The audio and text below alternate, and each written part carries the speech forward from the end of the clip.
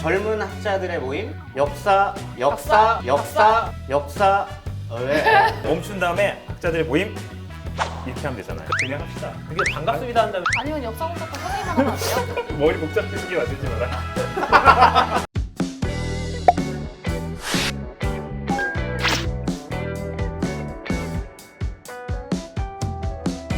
반갑습니다. 저희는 역사를 사랑하고 연구하는 젊은 학자들의 모임 역사공작단입니다. 반갑습니다. 반갑습니다. 예, 반갑네요. 네. 또 봐도 반갑죠. 네. 네. 오늘 진행을 맡은 김재원입니다. 돌아가면서 자기소개해 주시죠. 예, 안녕하십니까. 예, 저는 역사교육과에서 우리 학생들 가르치고 있고 강진원입니다. 예, 반갑습니다.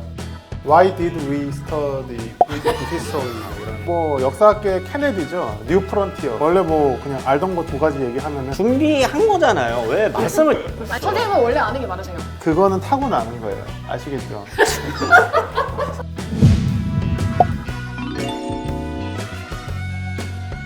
안녕하세요. 저는 역사공작단의 단장 최연소이자 홍일점인 현수진이라고 합니다.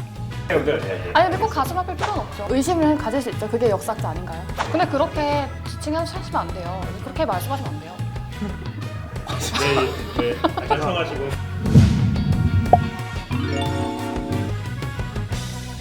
네, 안녕하세요. 저는 성균관대학교 박물관에서 학예사 하면서 또 학생들도 가르치고 있는 위가야입니다. 조선시대 양반들, 선비들끼리 편지 주고받잖아요. 저주예요, 저주. 지랄 연병알로 엄청난 저주인 거예요. 베델기우스는 이렇게 그 책에 요만큼 이렇게 이가희 선생님은 그걸 왜 하시는 거예요?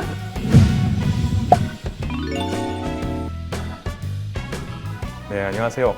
가톨릭대학교 국사학과에서 한국 고대사 가르치고 있는 기경량이라고 합니다. 병에 대해서 좀 더 구체적이고 자세한 내용이 남아 있었으면 좋겠다라는 생각들을 하게 되는데 단순한 경우가 많아요. 그냥 뭐 그러다 이게 수포가 생기고 고름이 생겼다가 이게 이제 나중에 딱지가 얹어요. 그리고 딱지가 떨어지면 낫는 거예요.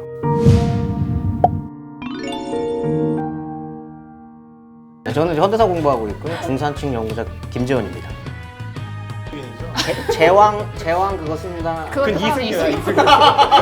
도시 빈민들이 주로 살던 지역이고 근데 거기 나중에 다 메꾼 거니까 내가 남 앞에서 지리느니 내 종 앞에서 내가 지렸다. 그러니까 며느리 앞에서 내가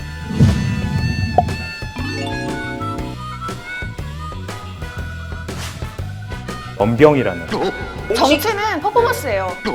우주를 되게 좋아했어요. 저도 좋아요. 베텔기우스라고 아시나요? 문종 원년 기사예요. 조선문도. 조선의 문종. 단종 아버지이죠. 예, 예. 그 문종 태종 원년에 아들. 네. 좀 듣죠? 알죠, 맞아. 네, 좀 들읍시다. 채널 소개를 잠깐 해드려야 돼요. 첫 시간이니까. 채널 소개 좀 해드려야 될 것 같은데 우리는 어떻게 만난 사람들인지 원래 이제 만인만색이라고 하는 거기서 팟캐스트 팀을 만들자 그래서 사실 이게 개국 공신은 2명 제가 거의 뭐 조준 정도 역할을 했죠. 조개찜집이었어요?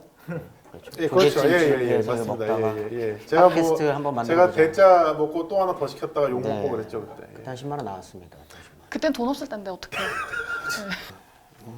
그런 쓸데없는 얘기는 굳이 할 필요 없는 것 같고 다양하고 깊이 있는 시선으로 털어드립니다. 고퀄리티 역사 생산 방송 역사공작단 한상원의 위치는 한반도 북부에 있었다는 건 식민사관이다. 낙랑군이 평안도하고 황해도 쪽에 있었다고 정약용이 얘기했어요. 동사 강목의 안정복, 삼국요사를 보더라도 일현 스님이 이렇게 얘기했어요. 이상의 여러 글에 의하면 낙랑은 곧 평양성이란 말이 옳을 듯하다. 이렇게 돼 있고요. 세종실록 지리지 여기 보도요. 좀 가라앉히세요. 흥부는 저의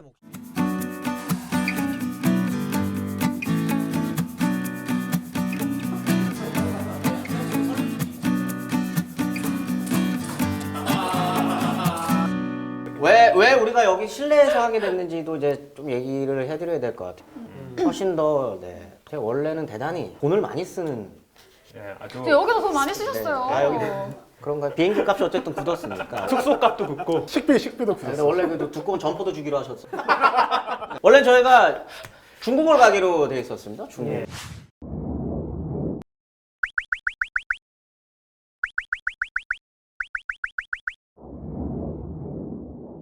이게 터질 줄 몰랐죠? 네. 코로나 19.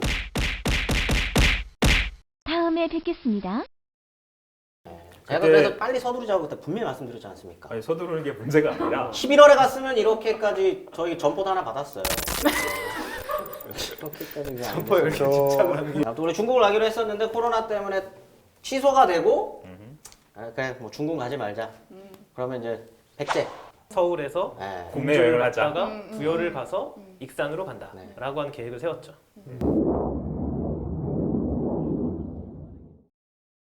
그 계획 세울 때도 저는 사실 불안불안했습니다.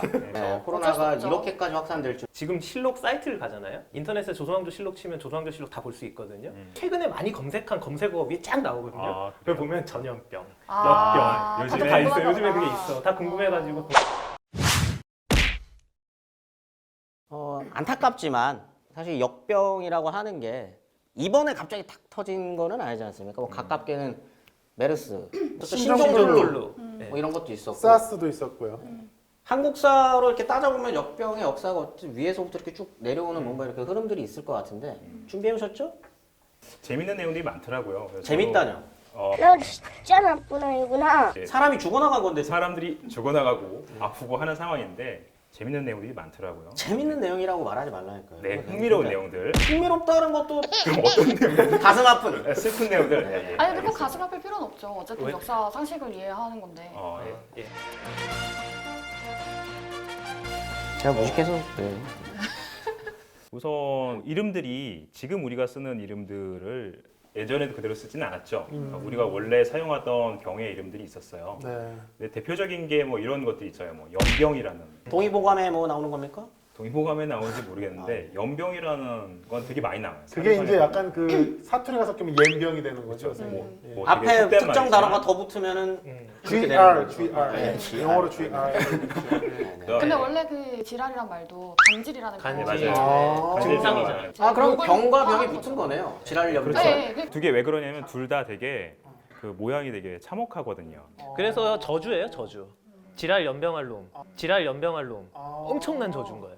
너무 참고로 여러분 요새는 간질이라는 근데 아까 욕하지 말라고 하셨어요. 간질이라는 요게 아닌 거지. 네. 요게 아닌 거죠. 병과 병이 합쳐진 건데요.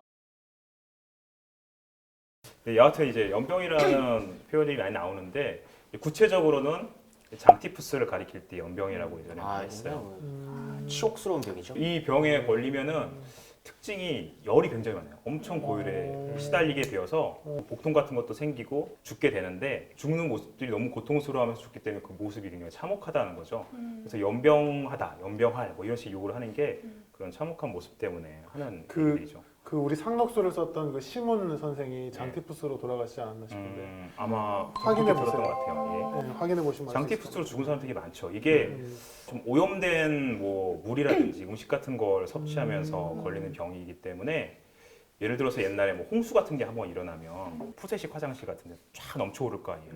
그럼 식수 같은 것들이 쫙 오염되는 거예요. 그러면 그걸 먹고 사람들이 몰살당하는 거지. 한말 사람들이 다 죽을 수도 있는 그런 상하수도 이런 시설 같은 게 잘 갖추어지면은 충분히 예방할 수 있는 병이에요. 근데 옛날엔 그렇지 않았으니까 그런 병이 한번 걸리면 굉장히 많은 사람이 죽고 했던 건데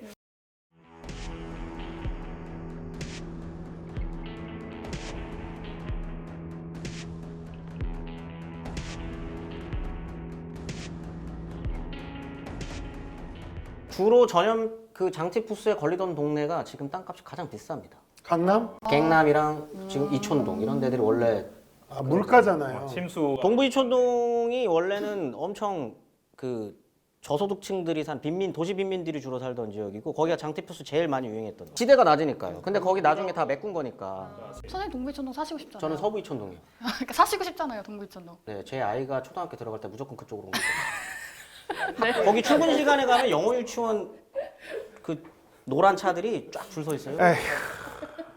그 사람이 나쁜 사람은 아니에요. 나쁜 사람은 아니에요. 제가 무식해서 그러니까 여기까지 온 거잖아요. 모르는 게 죄는 아니잖아요. 그렇죠? 옛날에 박영구가 그 말했잖아요. 박영규? 오지명한테 우리 미달이는 머리가 나빠서 나쁜 애가 아니에요. 막 그러잖아요. 나쁜 분이 아닙니다. 아니 물론 머리도 좋으세요. 예. 감사합니다. 전 조선 사회가 가진 두 가지 큰 시련이었다고 보는 게 사실 저는 임난이나 호란은 아니거든요. 왜냐하면 그 경신대기근이라고 병자호란 이후에 왔던 대기근 때 엄청난 사람이 죽어요.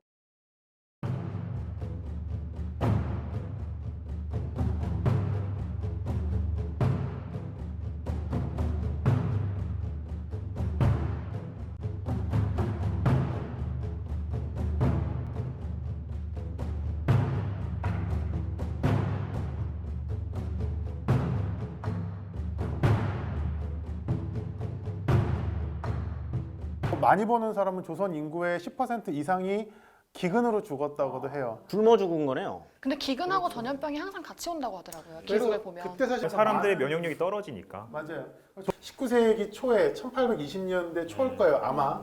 순조 때 보면은 그 홍경래 난 정도 기억을 많이 하시는데 사실은 순조 년간을 아주 강타했던 사건은 그 1820년대 초에 그 콜레라예요. 그걸로 많이 버는 사람들은 조선 인구의 10%가 타격을 받았다고도 하거든요. 기본적으로 전염병 걸리면 조선은 10%는 일단 그건 외국도 그래요. 그럼 유럽 인구의 3분의 1이 날아갔는데 어떤 지역은 절반이 날아간 지역도 있어요.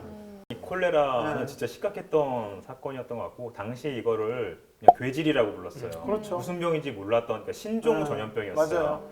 이 콜레라는 원래 이 인도 쪽의 풍토병이었는데 영국에 거기 들어가서 이제 주둔하다가 그 사람들이 묻혀가지고 세계로 퍼뜨린 거예요. 그게 조선에서는 1800년 초에 이제 중국 쪽을 통해서 평안도 쪽부터 해서 들어오게 그렇죠. 된 거죠. 근데 그때 이게 실록의 기록이 남아 있어요. 뭐 사람들이 막 갑자기 죽어 넘어가는데 어떻게 죽는지도 모르겠고 지금 굉장히 심각하다.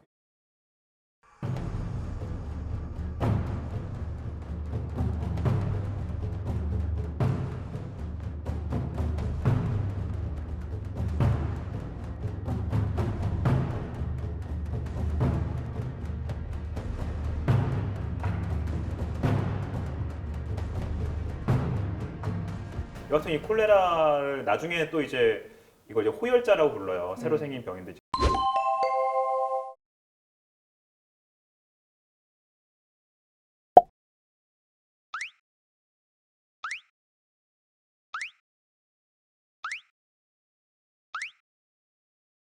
그냥 엄청나게 그냥 설사를 하는 거예요. 특별한 증상이 아니라 계속 설사를 해서 몸에 있는 수분이 다 나가는 거예요. 그래서 정말 그래서 죽는 거예요. 힘든 질병이 설사는 정말 힘들거든요. 그럼요. 그렇죠. 네. 이지라고 많이 다른 죽었어요. 거죠? 그거하고는 다른 다르죠. 거죠. 네. 그래서 우리가 19세기 때 조선이 세도 정치가 전개되면서 많이 혼란했다라고 하는데 1820년대까지는 어느 정도 여러분들 생각보다 되게 멀쩡하게 돌아가요. 생각보다 진짜로. 근데 순조 후반기로 가면 진짜 뭐가 이렇게 무너지는 모습들이 많이 보이거든요.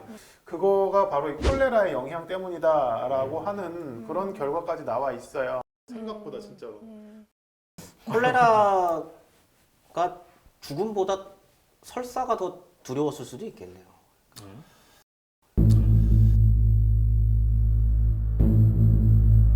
차라리 내가 남 앞에서 지리느니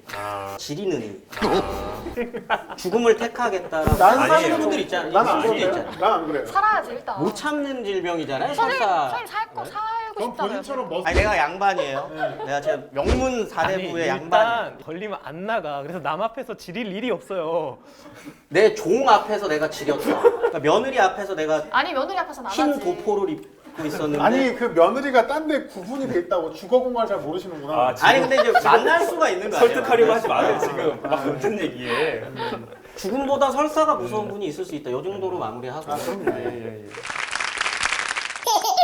그 예전 기록들을 찾아보면 병에 대해서 좀 더 구체적이고 자세한 내용이 남아 있었으면 좋겠다라는 생각들을 하게 되는데 역병이 돌았다는 건 사실 국가 입장에서 좋은 일이 아니죠. 그럼요. 임금이 되게 잘 다스리면 역병이 왜 돌아 이런 식의 얘기가 나올 수 있거든요. 항상 나와요. 네, 그렇다 역병이 보니까 나면 천벌을 받는 거다 이렇게. 기록상에서도 역병이 크게 돌았어도 그냥 한 줄 역병이 돌았다 하고 넘어가 버리는 거고 그 참상에 대해서 자세히 기록이 남지 않는 경우들이 많습니다. 그리고 왕실의 사람들이 그런 전염병에 걸려 죽은 거에 대해서도 자세히 얘기 안 하고 넘어가 버린다거나 그냥 병에 걸려 죽었다 뭐 이런 식으로 하는 경우들이 있어요. 그래서 그게 이제 전근대사에서 전염병 연구를 할 때 좀 어려운 점일 수 있을 것 같아요. 그 난중일기 보면은 그 이순신 장군이 되게 자주 아파요. 8월 20일 맑음 장사로 진을 옮겼는데 이날 몸이 몹시 불편하여 음식도 먹지 않고 앓았다. 21일 맑음 새벽 2시경에 광란이 일어났다. 소주를 마셔 치료하려 했다가 그만 인사불성이 되어 거의 깨어나지 못할 뻔했다. 토하기를 10여 차례 하고 밤새도록 괴로워했다. 아 약골이셨나요? 약간? 제가 그 말씀 드리려고 그랬어요. 그래서 우리 저기 역사 덕후분들 중에 어떤 분들이 읽으면 야 이순신 장군 이렇게 아프시냐라고 하는데 사실은 여러분 다른 일기를 봐도요. 조선시대 지식인들은 정말 많이 아파요. 왜냐고 하면은 감기도 전염병 같이 보는 거야. 그러니까 뭐 좀 아프면은 안 나와. 그래서 그 편지 있죠. 조선 시대 양반들 선비들끼리 편지 주고받잖아요. 거기에 보면 그렇게 아프다는 얘기 많고 또 하나는 마지막에 편지 마지막에다가 언제 죽을지 모르지만 뭐 그러니까 그게 여러분 지금 코로나19랑 비슷한 거예요. 코로나19의 치사율이 여러분 지금 뭐 2%가 안 되잖아요. 근데도 사실 걸리면 나도 걸리면 내가 무서워할 거야. 오, 나 죽는 거 아니야? 모르니까. 옛날에는 감기가 그런 거야. 그러니까 좀 걸리면 막 출근을 안 해. 그 왕도 이해해줘. 그거 왜 나와? 아니 복지국가네요. 감기에 걸려도 집 그거 안 나가는 거면 굉장히 복지국가 무지에 의한 아닙니까? 복지죠. 약이 없기도 해가지고 네. 이게 임금이 특별히 내려주는 약이 설탕이고 막 이런단 말이에요. 그러니까 실제로 죽기도 해. 진짜로. 아니, 네, 약은 그러다가. 실제로 있어요. 있는데, 쌍화탕 아니에요? 쌍화탕? 그러니까 아니 약재가 사실 너무 다양하고 많은데. 감기 걸리면 쌍화탕인데. 근데 이제 대체로 약의 종류라는 게 지금처럼 특정 뭐 질병을 죽이는 백신 종류의 뭐 그런 약이 아니고, 대증 치료죠. 네, 일종의 대증 치료죠. 뭐 열이 증상에 나면 따라서 쌍화탕이 기가 막혀요. 감기에 굉장히 좋습니다. 제 전 여자친구가 감기 걸렸을 때 제가 그걸로 그 얘기는 하지 마는 거예요. 그게 잘 먹히더라고. 아니야, 그거 빨리 끊어야 돼. 부인이 그 보시는 끊어야 거 되고. 아니에요, 이거? 네. 타이레놀 하나리랑 쌍화탕을 딱 드렸더니 사모님 죄송합니다. 아, 예. 제가 홍보합니다. 저 때문에. 네네네.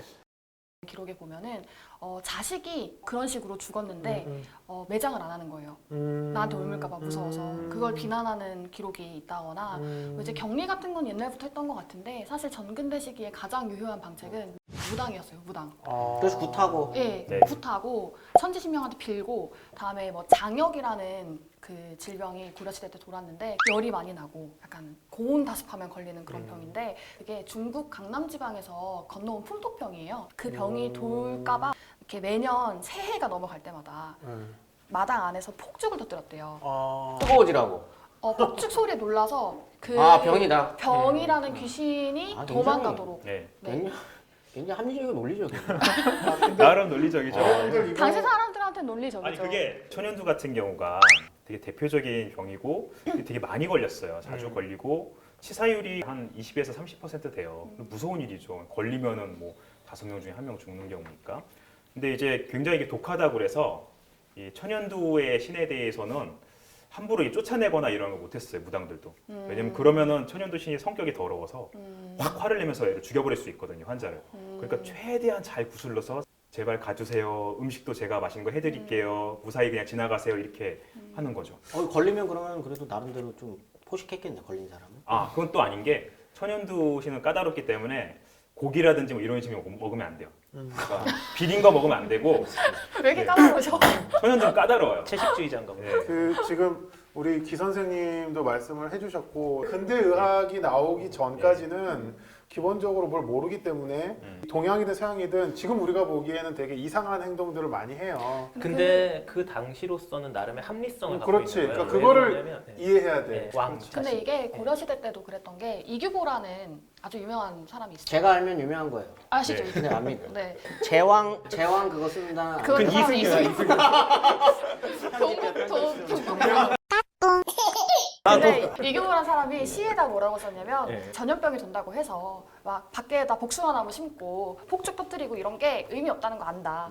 그런데 똘똘하네. 네, 근데 전염병을 방지하기 위한 예방약 같은 거를 임금이 하사하거든요. 그럼 술을 같이 내려준단 말이에요. 그래서 시에다 뭐라고 쓰냐면 나는 그냥 술 마시기 위해서 그냥 저거 할란다 이런 시가 있어요. 똑똑하시네요. 그러니까 그래서 원래 사실은- 술을 되게 좋아했던 사람이 맞아. 애주가신가요? 네, 술고래. 술고래요. 진짜 술고래예요. 근데 그런 걸 봤을 때는 사실 일정한 정도의 그런 학식을 갖춘 지배층 이상들은 전염병의 메커니즘을 이해하고 있었어요.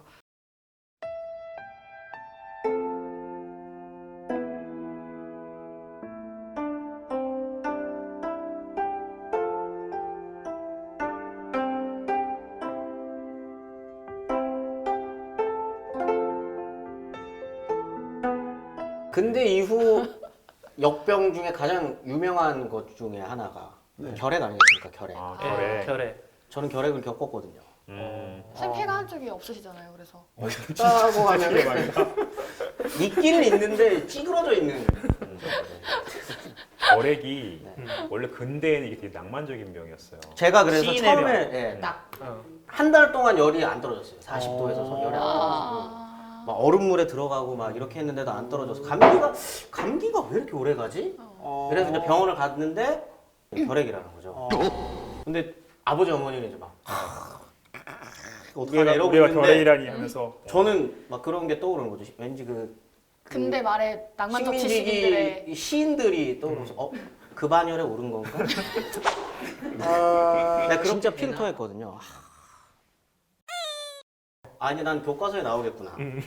그랬는 줄 알고 갔더니 이제 마산에 있는 그 결핵 환자들이 모이는 그 병원이 있어요. 거기 격리가 되거든요.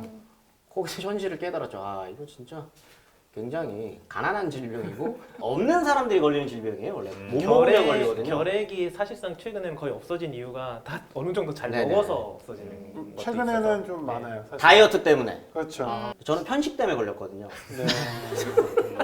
고기를 안 드셨네. 고2 때 제 몸무게 그때 걸렸을 때 제 그 생활기록부를 보면 제가 42kg. 키는 그대로셨는데 네네네. 엄청 말랐다. 콩을 안 먹고. 그거 좀만 더 뺐으면 군대 안 갈 수 있는데. 정말로 결핵으로 몸무게 때문에 안 가시는 몸무게 때문에. 아니 근데 선생님이 원래 안 가도 됐대요. 근데 아버님이 정신 차리라고 군대 보냈다고 하더라고요. 신차리라고 하는 군대에서도 이게 전염병이니까 완치는 네, 됐지만 결핵도 퍼뜨리면 또 이게 그러니까 이제 조심시키려고 했는데 네, 저희 아버지가 끝까지 그 군의관이 전화했거든요. 왜 보내셨냐고.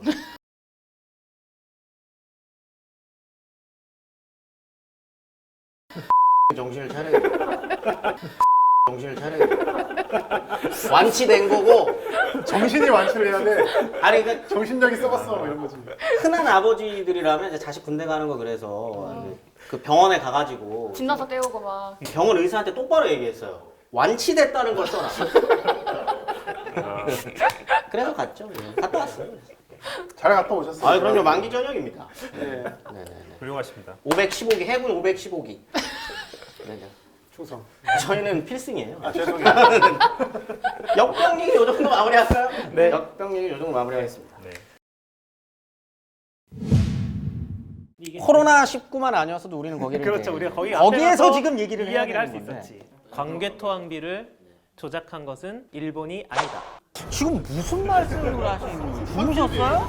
이게 1883년에 일본군 대위인 사코 카게아키 이 사람이 보고 나서 탁본을 구해서 일본으로 가져갑니다. 정말 음모론이 만들어지기 좋은 조건을 다 갖추고 있네요. 그런데 이걸 한 번만 한 게 아니라 3번에 걸쳐서 했다는 거예요. 이야 있어 보여.